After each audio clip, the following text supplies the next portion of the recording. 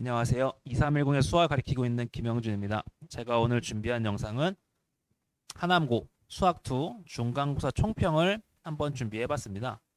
일단 세 줄 요약을 간단하게 하자면 첫 번째로 중위권 친구들은 많이 힘든 시험지였겠다. 많이 썰린 시험지였겠다라고 생각이 들고요. 두 번째로 말씀드릴 거는 사실상 내신 공부는 수능 공부랑 사실 똑같다. 수학2 같은 경우에는 직접 출제 범위인 것도 있지만 문제 나오는 수준이 모의고사나 수능 문제를 변형해서 나오는 거기 때문에 사실상 내신 공부를 한다는 게 수능 공부랑 같이 병행이 되어야 한다라고 생각을 하고요. 세 번째로 말씀드릴 거는 이제 완성도가 높은 시험지였어요. 적절하게 이제 봤을 때 1등급 친구들과 2등급, 3등급 친구들 각각 이제 나눠주는 그런 문항들이 배치되어 있는 시험지였다고 생각을 합니다. 그래서 일단 한 줄로 요약하자면 문제 해결력을 갖추는 것만이 살 길이다라고 생각을 해요.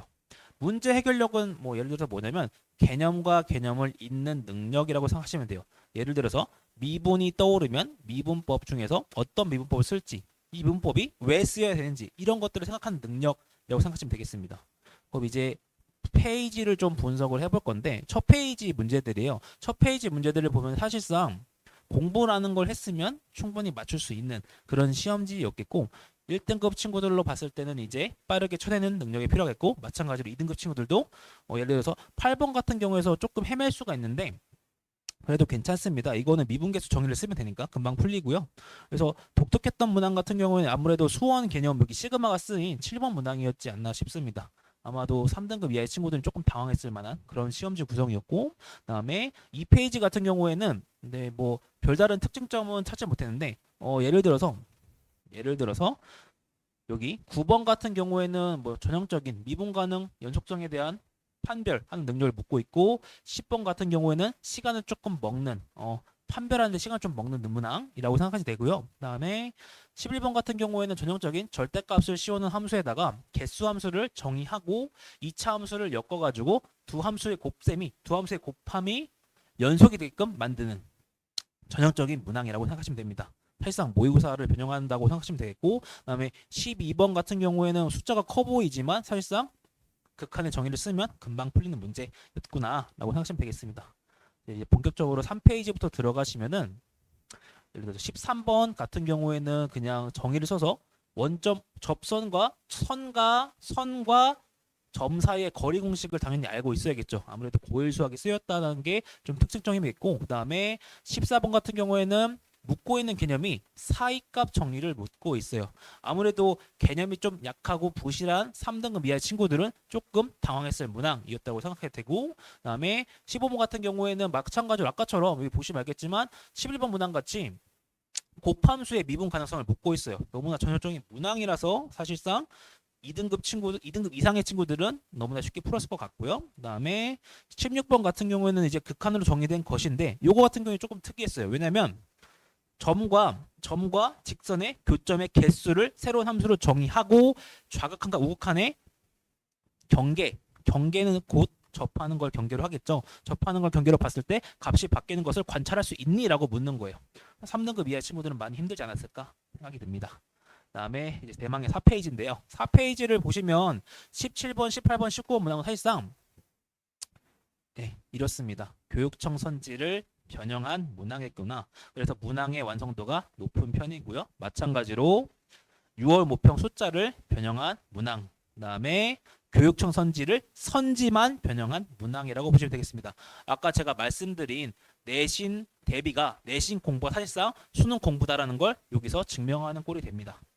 그래서 아무래도 1, 2등급 친구들 같은 경우에 변별하는 문제가 아무래도 저 같은 경우에는 17번, 18번에서 애를 먹거나 시간을 많이 뺏기지 않았나라고 생각이 됩니다. 다음 문제를 보시면 마찬가지로 이게 보시면은 킬러 문항 제가 봤을 때는 5페이지에서 전체 페이지를 써서 킬러 문항은 아무래도 20번 문항이 될 것 같아요. 이것도 사실상 교육청 30번, 고2 30번 문항을 묻는 것만 바꿔놨어요. 문항 자체는 똑같은데 묻는 것만 바꿔놓다 보니까 애들은 답만 외운 애들은 아무래도 틀리게 되겠죠. 그래서 아무래도 이게 1등급과 만점을 가르는 그런 문항이 되지 않았나 싶고요. 그다음에 21번 같은 경우에는 전형적으로 마찬가지로 아까 하남고의 특징이 이런 것 같아요. 곱함수의 연속성을 계속 묻고 있어요. 아무래도 중요한 개념이다 보니까 그런 것 같은데, 다음에 보시면은 22번, 23번 같은 경우는 서술형으로 되어 있지만 문제 난이도는 그렇게 높지 않은 편이에요. 그래서 아무래도 5페이지나 4페이지에서 시간을 좀 잡아먹힌 친구들이 여기는 서술하지 못했을 가능성이 조금 있겠다.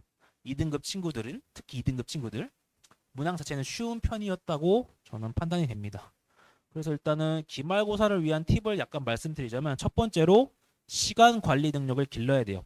예를 들어서 1, 2등급 친구들 같은 경우에는 빠르게 쳐낼 문제들은 빠르게 쳐내가면서 킬러 문항이나 딱 봤을 때 어려운 문항들의 시간을 투자하는 능력을 길러야 됩니다.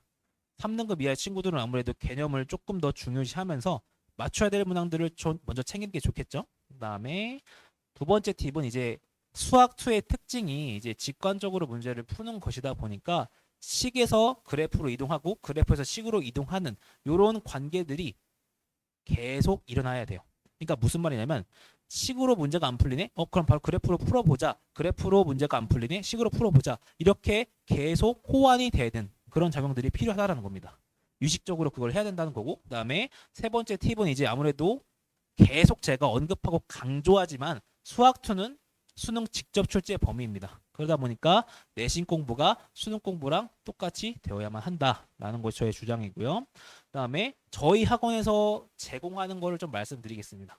첫 번째로 아까도 언급했지만 시간 관리 능력을 길러야 되기 때문에 모의고사를 저희는 많이 풀어보는 걸 권장해요. 실전 모의고사 10세트를 제공을 하고요. 그다음에 1대1 클리닉을 통해서 약점이 뭔지, 문제 푼 걸 제가 보고 나서 어딘가에서 시간을 좀 뺏길 만한 좀 쓸데없는 요소가 있었는지 없었는지 같은 것들을 제가 판별하고 다시 교정해주는 그런 역할을 합니다.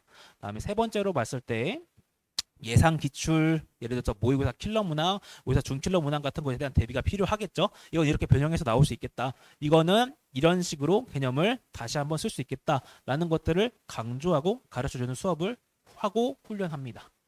라고 생각하시면 되겠고요. 그래서 2310에서만 제공하는 것입니다. 그 다음에 네, 감사합니다. 수학은 언제나 2310에서 제공을 하고요. 저희 걸 꼭 들으셔야 됩니다. 네, 감사합니다. 여기서 마치겠습니다. 감사합니다.